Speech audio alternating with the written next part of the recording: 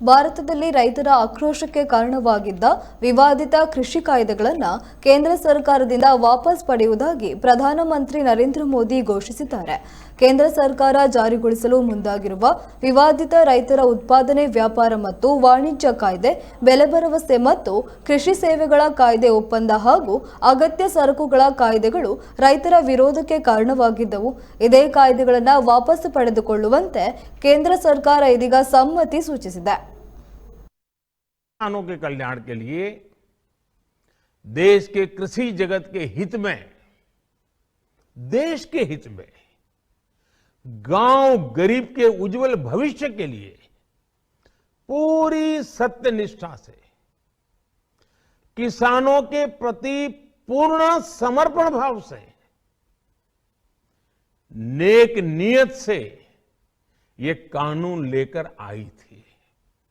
लेकिन इतनी पवित्र बात, पूर्ण रूप से शुद्ध किसानों के हित की बात, हम अपने प्रयासों के बावजूद कुछ किसानों को समझा नहीं पाए।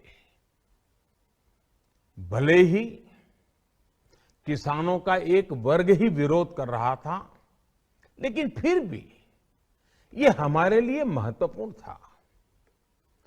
कृषि अर्थशास्त्रियों ने, वैज्ञानिकों ने, प्रगतिशील किसानों ने भी उन्हें कृषि कानूनों के महत्व को समझाने का भरपूर प्रयास भी किया। हम पूरी विनम्रता से, खुले मन से उन्हें समझाते रहे। अनेक माध्यमों से व्यक्तिगत और सामूहिक बातचीत भी लगातार होती रही। हमने किसानों की बातों को, उनके तर्क को समझने में भी कोई कोर कसर बाकी नहीं छोड़ी। कानून के जिन प्रावधानों पर उन्हें ऐतराज था, सरकार उन्हें बदलने के लिए भी तैयार हो गई। 2 साल तक हमने इन कानूनों को सस्पेंड करने का भी प्रस्ताव दिया। इसी दौरान ये विषय माननीय सर्वोच्च न्यायालय के पास भी चला गया।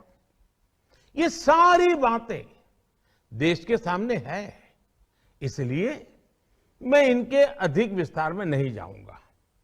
साथियों, मैं आज देशवासियों से क्षमा मांगते हुए सच्चे मन से और पवित्र हृदय से कहना चाहता हूं कि शायद हमारी तपस्या में ही कोई कमी रही होगी, जिसके कारण